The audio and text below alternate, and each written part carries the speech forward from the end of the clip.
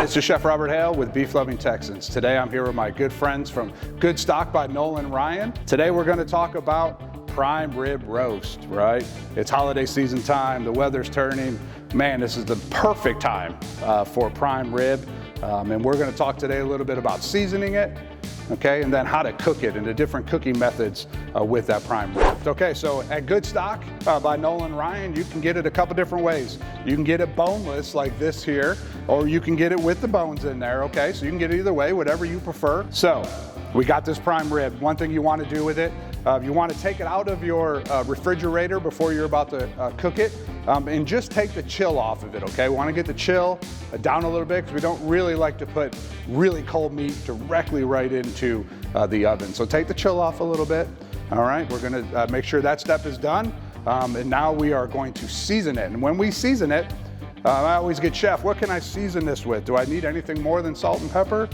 Well, the answer is yes and no, right? Sometimes salt and pepper is perfect and that's all you need.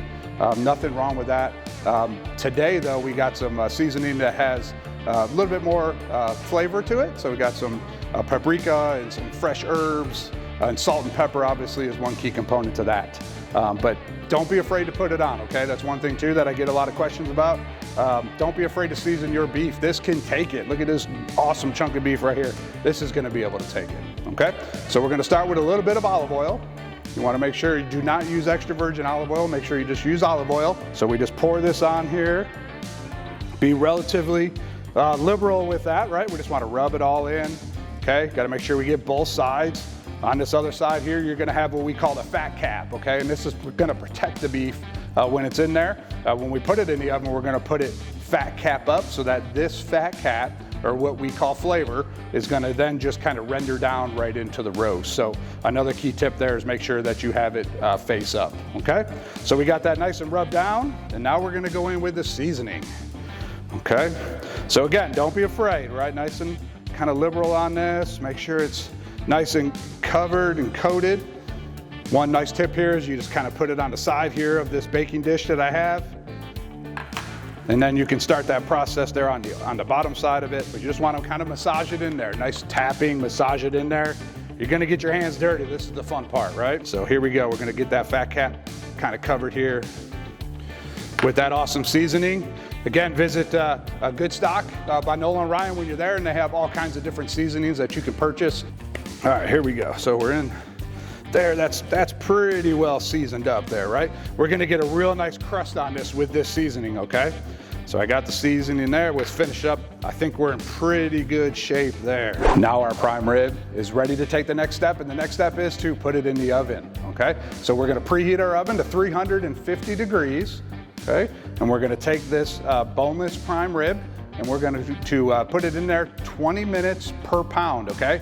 So when you buy the Goodstock there, you'll know exactly how much that weighs. So you're going to want to put it in the oven, again, 350 degrees, 20 minutes per pound. And you're going to take it out when it reaches 135 degrees. And you say, Chef, how do I know when it's 135 degrees? It's because you have one of these thermometers, okay? So make sure you have one of these with you. It's an essential thing to have in the kitchen. We're going to temp that out, so we're going to pull it out.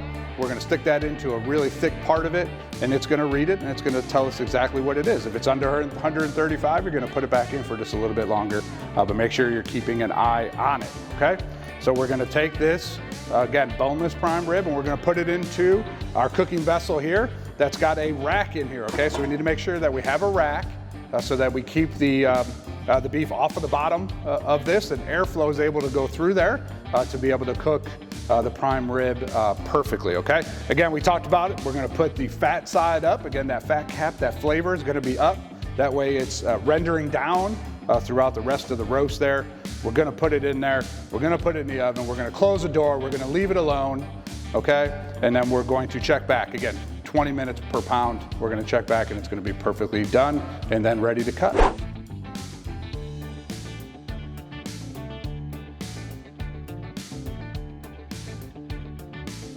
All right, so our prime rib is done. We've taken it out of the oven. Again, we had it in there at 350 degrees, 20 minutes per pound, and we pulled it out at 135 degrees. We've had it sitting here now for about 10 to 15 minutes, and it's rested. Those juices went back in, and reconstituted in there, and they're ready to go now. So we're gonna slice this and see all the yumminess inside.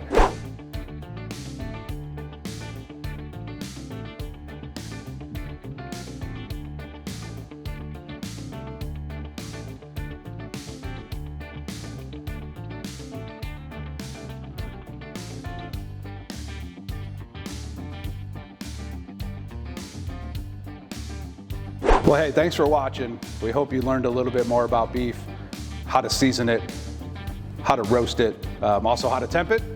For more information, please visit GoodstockTX.com, also BeefLovingTexans.com for thousands of recipes. Happy holidays. I hope, again, that these recipes were something that you're able to use and get lots of good tips. Brought to you by Goodstock by Nolan Ryan.